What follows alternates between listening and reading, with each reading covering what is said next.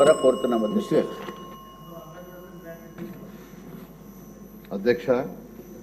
2014 reorganisation యాక్ట్లోని 13వ schedule item 12 ప్రకారం feasible report తయారు చేసి ఈ యొక్క విజయవాడ విశాఖపట్నంకి మెట్రో రైలు ఇవ్వమని యాక్చువల్గా చేయడం జరిగింది అధ్యక్ష. దాని ప్రకారం 2014లో డిపిఆర్ చేయమని ఢిల్లీ మెట్రో రైల్ కార్పొరేషన్కి ఇవ్వడం జరిగింది అప్పుడున్న తెలుగుదేశం ప్రభుత్వం. అయితే 2015లో డిపిఆర్ ప్రిపేర్ చేసి ఇవ్వడం జరిగింది అధ్యక్ష. అప్పుడు 42.5 కిలోమీటర్ లెంత్లో నెట్వర్క్ 3 కారిడార్స్తో ఇచ్చారు.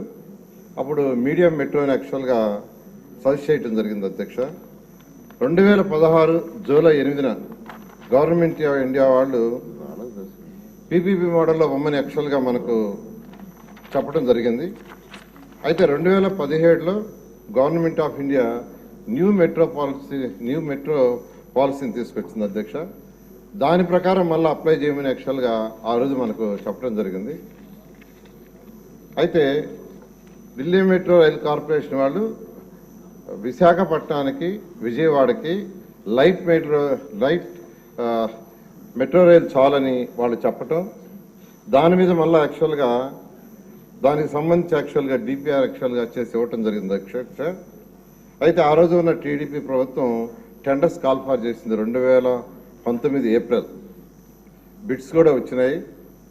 అయితే 2019 డిసెంబర్ గత ప్రభుత్వం వైసీపీ ప్రభుత్వం ఆ టెండర్లు క్యాన్సిల్ చేసింది అధ్యక్ష.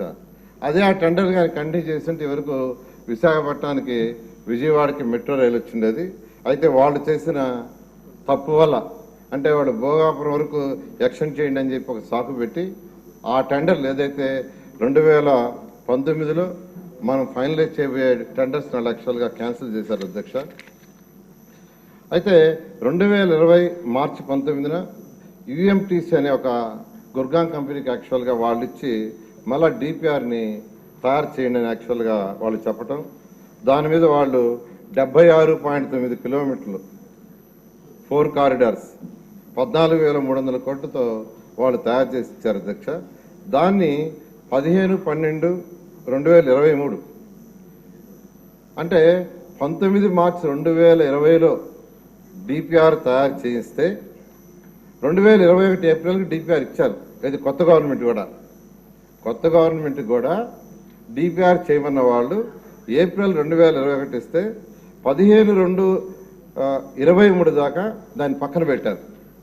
అంటే ఆ డిపిఆర్ మీద ఎటువంటి డెసిషన్ తీసుకోకుండా దాన్ని పక్కన పెట్టేసి 15/12/2023లో అంటే 21లో డిపిఆర్ తయారు చేస్తే 23 దాకా పక్కన పెట్టి 23లో గవర్నమెంట్ ఆఫ్ ఏపీ దాన్ని యాక్సెప్ట్ చేసింది.